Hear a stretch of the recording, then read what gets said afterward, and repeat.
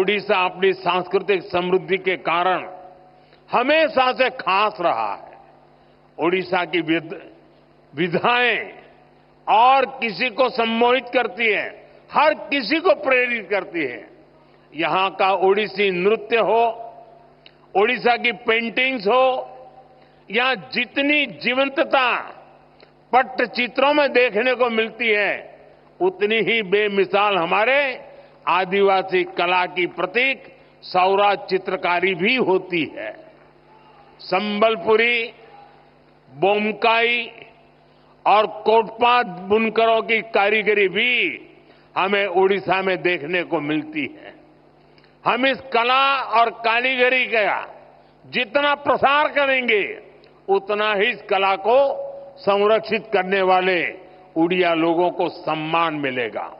साथियों, हमारे उड़ीसा के पास वास्तु और विज्ञान की भी इतनी बड़ी धरोहर है। कोणार्क का सूर्य मंदिर, इसकी विशालता, इसका विज्ञान, लिंगराज और मुक्तेश्वर जैसे पुरातन मंदिरों का वास्तु, ये हर किसी को आश्चर्यचकित करता है। आज लोग जब इन्हें देखते हैं तो सोचने पर मजबूर हो जाते हैं कि सैकड़ों साल पहले भी उड़ीसा के लोग विज्ञान में इतने आगे थे।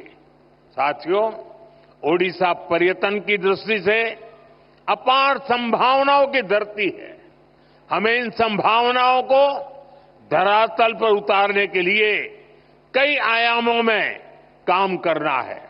आप देख रहे हैं, आज ओडिशा के साथ साथ देश में भी ऐसी सरकार है जो ओडिशा की धरोहरों का, उसकी पहचान का सम्मान करती है।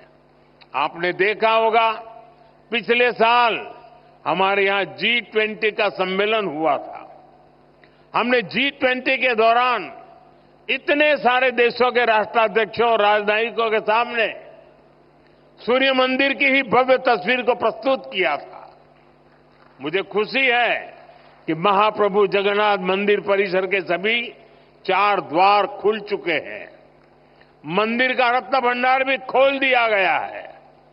साथियों, हमें ओडिशा की हर पहचान को दुनिया को बताने के लिए भी और भी इनोवेटिव कदम उठाने हैं। जैसे हम बाली यात्रा को और पॉपुलर बनाने के लिए बाली यात्रा दिवस घोषित कर सकते हैं, उसका अंतर्राष्ट्रीय मंच पर प्रचार कर सकते हैं। हम ओडिसी नृत्य जैसी कलाओं के लिए ओडिसी दिवस मनाने की शुरुआत कर सकते हैं। विभिन्न आदिवासी धरोहरों को सेलिब्रेट करने के लिए भी नई परंपराएं शुरू की जा सकती है। इसके लिए स्कूल और कॉलेजों में विशेष आयोजन किए जा सकते हैं। इससे लोगों में जागरूकता आएगी, यहां पर्यटन और लघु उद्योगों से जुड़े अवसर बढ़ेंगे। कुछ ही दिनों बाद प्रवासी भारतीय सम्मेलन भी, विश्व भर के लोग इस बार उड़ीसा में भुवनेश्वर में आने वाले हैं। प्रवासी भारतीय दिवस पहली बार उड़ीसा में हो रहा है। ये सम्मेलन भी उड़ीसा के लिए बहुत बड़ा अवसर बनने वाला है।